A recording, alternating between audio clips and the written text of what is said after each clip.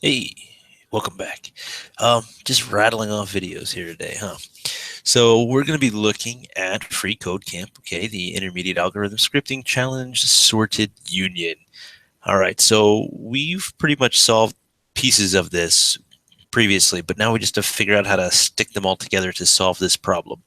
The problem that we're facing is we have a bunch of subarrays, and we want to concatenate them into a single array. However, we don't want any repeated values. So we're going to have to do some fancy coding, sort of. Not really, but anyway, let's take a look at this. Here is, we're going to be intaking an array here with subarrays. We want to flatten the array. So how are we going to go ahead and do this? Well, we're going to be using our reduce method. And here is the reduce method. We just clicked on it right in freeCodeCamp, array.prototype.reduce. And remember, we can take an array of integers, we can add them together with reduce, or we can flatten an array. How do we do that? Hey, look, there's an example right here that tells us exactly how to flatten the array, where we have array dot reduce. We call an anonymous function. We have an A and a B. Now A is going to be our accumulator array, and B is going to be everything else that is going to kind of stick inside there. So everything's, for this example here, everything is going to be accumulated into this A array. And if you want to read a little bit more about this, all right, we have our accumulator, a current value. Then remember, we also have a bunch of other stuff, like we can use a current index in an array like we've used in previous challenges. For this time, though, we only really need a accumulator and a current value as we're iterating through the arrays. So that's pretty easy, which makes sense here. So those are our parameters, and I guess I'll just leave this up so when I click back here, I can see that I'm doing it correctly. Something else that's important here. Now let's take a look at the arguments object.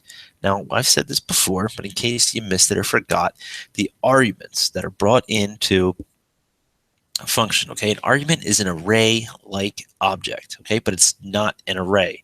So that's what's being passed into our function. In order for us to make sure that we can do array methods or apply array methods to this, okay, what we're going to have to do is we're going to have to use this little piece of code here, array.prototype.slice.call, and then your arguments, okay?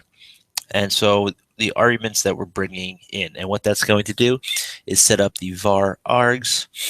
All right, we don't need this one here. All right, that's optional. So I'm going to start off by grabbing this. And remember, I don't actually need that one in there. But I'm just going to copy and paste this right in to start off with, because I know that I'm going to need that. And I know that I don't actually need that one either. I don't need this return right now. So I'm going to delete that. All right, so we know that first of all, this takes our arguments object and places it into an array that we can apply array methods to. All right, so that's our arguments object. We have already talked about reduce. And last, we have index of. Now, index of is pretty nifty because we can use this as a test. Specifically, we know that index of, all right, is going to give us a -1 if not found. What is index of? Well, if you take a look at some of our samples here, we look at index of the word blue. Well, it starts at the 0 point here of our string, so return 0. However, we have something that's not in this string, okay, therefore we get -1. Whale, where does whale start? Well, 0, 1, 2, 3, 4, 5. We get a 5 back. So we know if we get anything besides a -1, it already exists in our string or in our array. Awesome. All right. Note that if we're doing it with strings, we have case sensitivity and things, but right now we're just dealing with numbers or integers, which makes it even easier. And we know that right here, we return -1 if not found, which is extremely helpful in what we're going to be doing. So let's go back here and let's take a look at what we want to do.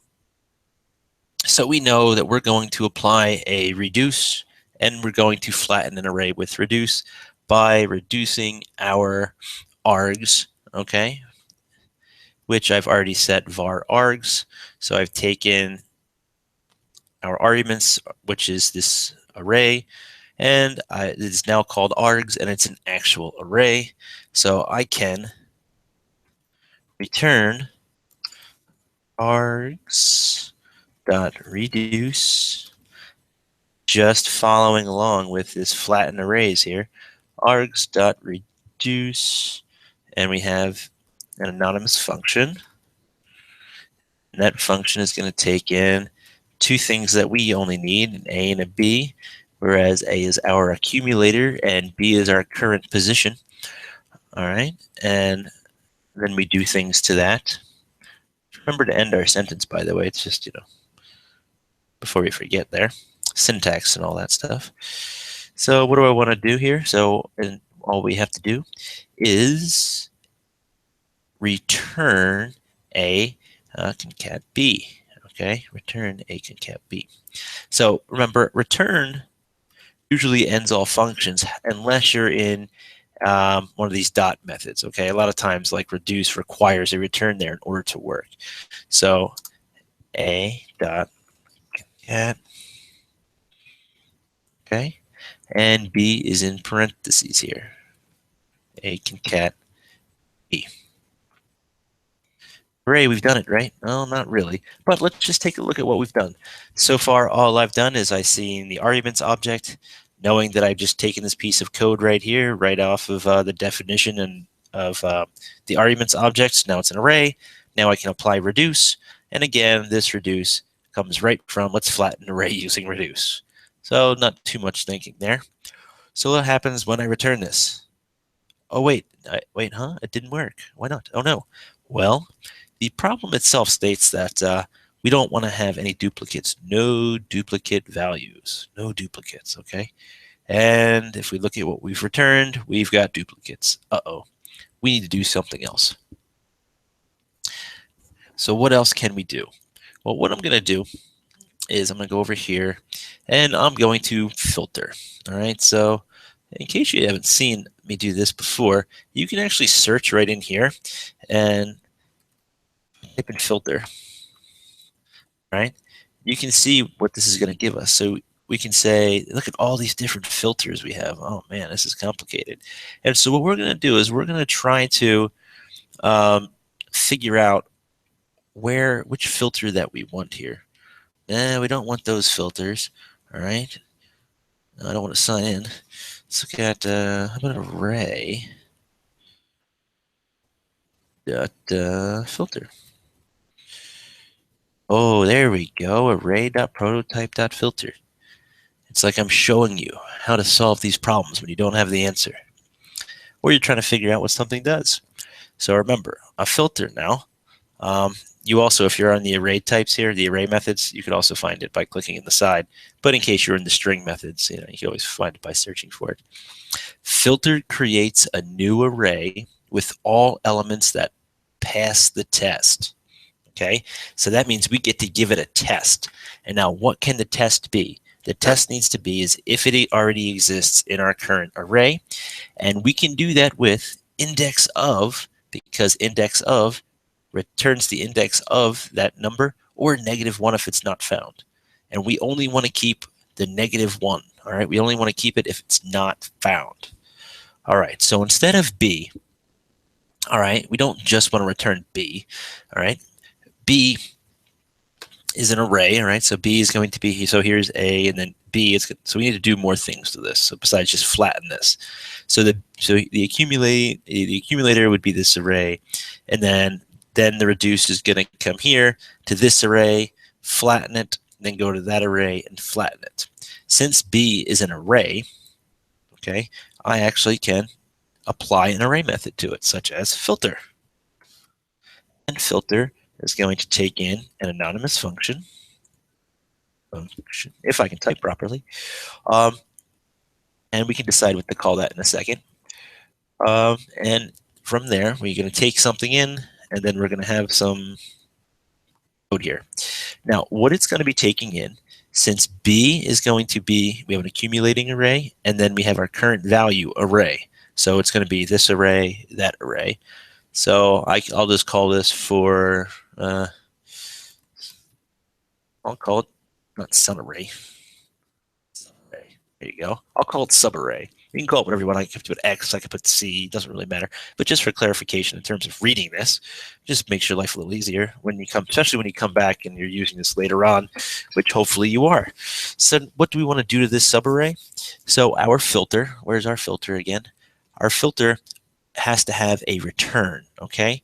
And so we return, and then we put what our test is, okay? So return, and then what our test is.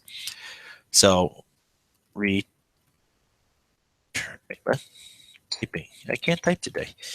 Return, and what is going to be the test? All right, the test needs to be if it's in this first accumulator array. So that accumulator array, if you remember from up here, is just A. So A dot index of. All right, so we want index of subarray.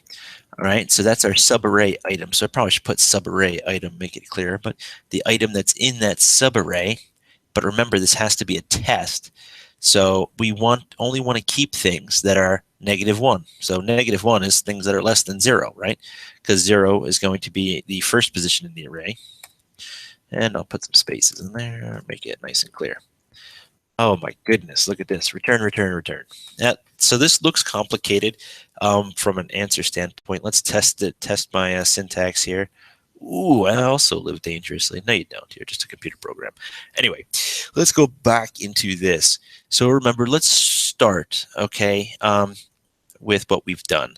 We've created an array from an array-like object, just copy and pasting code. You could also copy and paste this reduce function to concatenate A and B, which is where we had our stop point. Now B is going to be a subarray because we have an accumulating array, and now the B is going to count through just these subarrays. So this whole subarray, that whole subarray. All right. So then what I've done is that had repeating values. So I applied another array method to that B, which is filter, and I filtered by an anonymous function that took each item in that subarray, which is what filter is going to do to that array. So this array is going to be the subarray. So subarray identifies each value in this subarray, and then each value in this subarray. And I'm going to filter it, so only things that pass this filter test are going to be passed on to this concat, all right, which is A, which is our accumulator, index of whatever value we're on. So if we're on 5 here in this subarray, there is not a 5 over here, so the index is going to turn up -1, which is less than 0, which is true, which gets concatenated with our accumulator array. And we iterate through. Oh, look, we hit this 2. 2, the index of 2 in our accumulator array is going to be 0, 1, 2. 2 is not less than 0. Therefore, it's not going to pass that filter test, okay? So on and so forth. So hopefully the logic makes sense, and we have all of our methods, and we've used all these methods before. But hopefully this was helpful, and I'll see you next time.